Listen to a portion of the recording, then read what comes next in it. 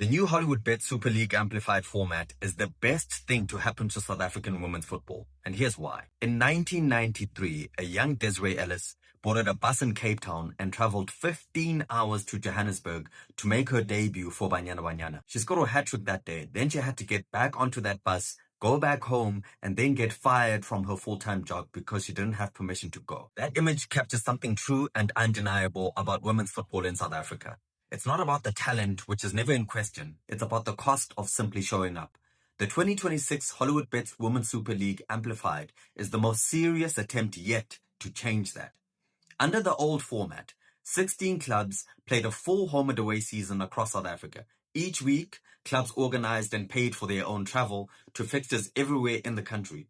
SAFA covered some of the costs through monthly grants, around 90,000 Rand for Gauteng clubs and roughly 135,000 Rand for clubs in the Western Cape. But it was rarely enough. Cape Town and Gqeberha-based clubs were traveling over 35,000 kilometers per season, almost entirely on overnight buses. By the time transport was paid for, there was nothing left for anything else, let alone salaries. The new format tries to scrap that entirely. 16 teams are split into 2 streams of 8, with Mamelodi Sundowns leading one stream and JVW leading the other. All matches are played at festival weekends, with 16 teams in one city playing across an entire weekend from Thursday to Sunday, and then going back home.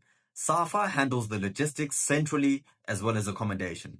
15 of these festival weekends are scheduled across the season, covering all 9 provinces, from Johannesburg in May to Durban in November. The season ends with a championship playoff. The winner of Stream A plays the winner of Stream B for the overall title, and the second and third place finishers from each stream play off for positions 3 to 6.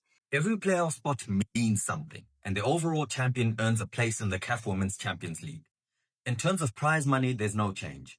2 million Rand goes to the first place, and every team gets prize money right down to 50,000 Rand for 15th and 16th place teams. But what changes commercially is the most important part, and the key is the broadcasting. Under the old structure, around 50 matches only per season were broadcast, with some matches on Facebook. In 2026, every match of the festival weekend will air on either SABC1, SABC3 or SABC+. That's 200 matches on free-to-air mass market television.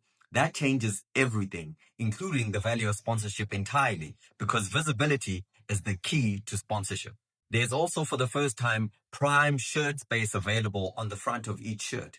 Previously, Hollywoodbets held the front of shirt position for every club's kit. That position is now open for clubs to sell the front of shirt, although the brand would have to spend a minimum of 2 million Rand to knock Hollywoodbets off the front of the shirt. The 2026 season determines the structure for 2027, where the biggest changes will come up in terms of the format.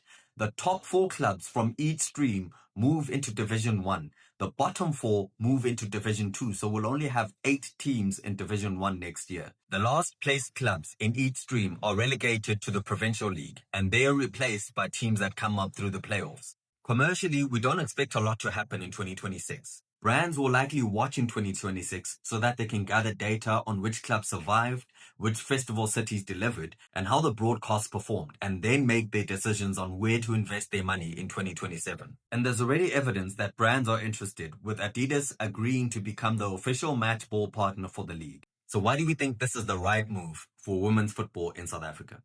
Many people have complained that this is gimmicky and that SAFA must just spend the money to professionalize women's football in South Africa. Well, we've done the math and estimated the cost to be roughly 250 million Rand a year.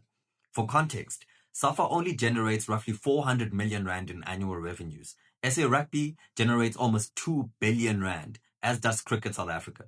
So both of those sporting codes are able to professionalize women's sport. But how do you suggest that SAFA does the same with a third of the revenue? It's just not possible. What Hollywoodbets and SAFA are doing through this amplified model is removing the barriers that stop the game from growing in the first place. It won't happen overnight, but hopefully in the future, women's footballers in South Africa will have the chance to live and breathe like professional footballers and not full-time hobbyists like they do now.